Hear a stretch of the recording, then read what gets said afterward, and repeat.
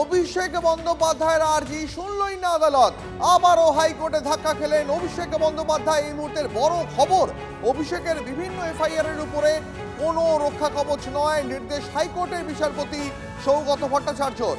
আমাদের প্রতিনিধি শ্রাবন্তী আমাদের সঙ্গে রয়েছেন, এই বিষয়ে আরো বিস্তারিত জানাবেন। শ্রাবন্তী, রাজ্য জুড়ে বিভিন্ন জায়গায় অভিষেক বন্দ্যোপাধ্যায়ের বিরুদ্ধে এফআইআর হয়েছে। কটা এফআইআর হয়েছে সেটা আগেই জানতে চেয়েছিল আদালত। আজকে রাজ্য সরকার জানায় যে তার বিরুদ্ধে মোট 7টি এফআইআর এর অভিযোগ রয়েছে। এই এফআইআর গুলোর উপরে আলাদা আলাদা করে রক্ষা কবচ চান তার আইনজীবী কপিল সিব্বল। আপাতত এই আবেদনে এক্ষুনি কোনো শুনানি, যেহেতু পুরো সবাই বলতে পারেননি, আলাদা করে এমভি রাজু থেকে শুরু করে বাকিরা পুরোটা বক্তব্য রাখতে পারেননি, তাই বৃহস্পতিবার মামলা ঠিক হয়েছে। কিন্তু বৃহস্পতিবার পর্যন্ত রক্ষা কবচের আর্জি জানিয়েছিলেন কপিল সিব্বল। যদিও সেই আর্জি মানতে নারাজ আদালত, তাদের বক্তব্য ইতিমধ্যেই দুটি এফআইআর এর উপরে স্থগিতাদেশ দিয়েছে আদালত। রক্ষা কবচ দেওয়া হয়েছে ফলে বাদবাকিগুলোর ক্ষেত্রে এক্ষুনি কোনো রক্ষা কবচ নয়। আগামী বৃহস্পতিবার দুই পক্ষের আগে শুনানি শুনবে আদালত এবং তারপর সিদ্ধান্ত নেবে বাদবাকি এফআইআর এ উপর কি সিদ্ধান্ত হয়। এ প্রসঙ্গে আজকে বারবার কপিল সিব্বল বিরোধী দলনেতা থাকাকালীন শুভেন্দু অধিকারীর উদাহরণ দেন। যে সময় শুভেন্দু অধিকারীর বিরুদ্ধে এফআইআর করতে গেলে তাকে একটা ব্ল্যাঙ্কেট অর্ডার দেওয়া হয়েছিল যে আদালতের অনুমতি দিতে হবে। সেই অর্ডারের যখন উদাহরণ টানেন কপিল সিব্বল, সেই সময় বিচারপতি সৌগত ভট্টাচার্য স্পষ্ট জানিয়ে দেন শুভেন্দু অধিকারীর সাথে কোনো তুলনা নেই। বুঝতে পারছি, ধন্যবাদ শ্রাবন্তী।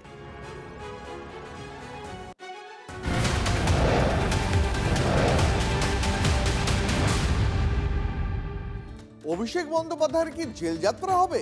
বিধানসভায় মুখ্যমন্ত্রীর ভাষণে তুঙ্গে জল্পনা। প্রতিষ্ঠিত চোর, ভিতরে থাকবেন কি বাইরে থাকবেন ভবিষ্যৎ বলবে। নাম না করে অভিষেক সম্পর্কে ইঙ্গিতপূর্ণ মন্তব্য মুখ্যমন্ত্রীর। কি অভিষেক বন্দ্যোপাধ্যায়ের জেল যাত্রা হবে? বিধানসভায় মুখ্যমন্ত্রীর ভাষণে তুঙ্গে জল্পনা। প্রতিষ্ঠিত চোর, ভিতরে থাকবেন না বাইরে থাকবেন সেটা ভবিষ্যৎ বলবে। নাম না করে অভিষেক সম্পর্কে ইঙ্গিতপূর্ণ মন্তব্য মুখ্যমন্ত্রীর। পাশাপাশি ভোটের প্রচারে ডিজে হুমকির প্রসঙ্গ টেনে ডায়মন্ড হারবারের তৃণমূল সাংসদকেও তোপ শুভেন্দু অধিকারী।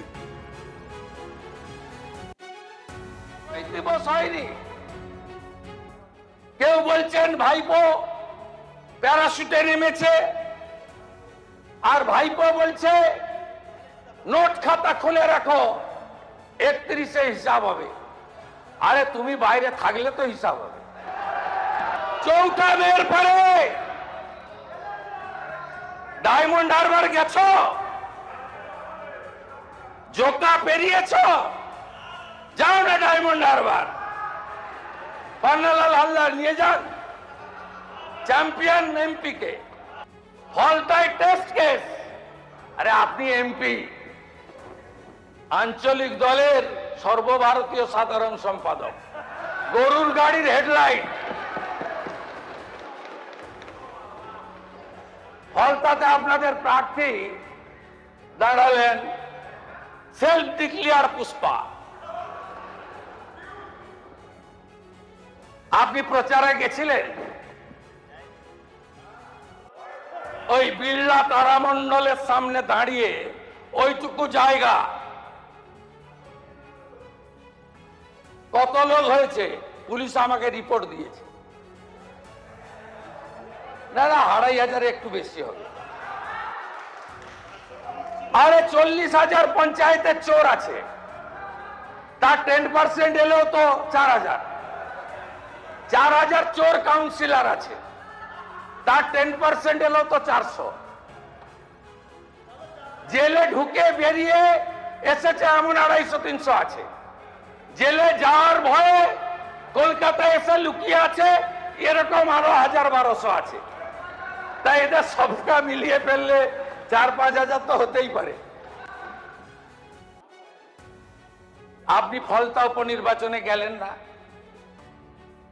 আপনার প্রার্থীর জামানত জব্দ হলো, তিনি তো আগেই পা হাত তুলে নিয়েছিলেন উন্নয়নের স্বার্থে। আপনাদের শেখানো ভাষণ। অভিষেক ব্যানার্জি এই হাউসের সদস্য নন, অথচ তাকে আক্রমণ করে বা তাকে লক্ষ্য করে যেভাবে মুখ্যমন্ত্রী ভাষণ দিয়েছেন, তো স্পিকারের তো উচিত একদিন জবাবি ভাষণ দিতে অভিষেক বন্দ্যোপাধ্যায়কে বিধানসভায় আমন্ত্রণ জানানো। এটা কোন রীতি?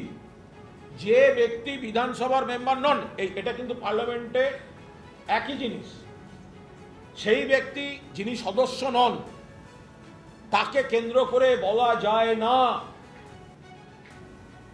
কিন্তু একটা জিনিস বোঝা গেল যে বিজেপি কোনোভাবে নির্বাচন কমিশন দিয়ে ক্ষমতায় হয়তো এসছে, কিন্তু ঘুম থেকে উঠে থেকে রাতের স্বপ্ন থেকে দুঃস্বপ্ন সবটাই এখনো মমতা বন্দ্যোপাধ্যায় আর তৃণমূল কংগ্রেস কেন্দ্রিক।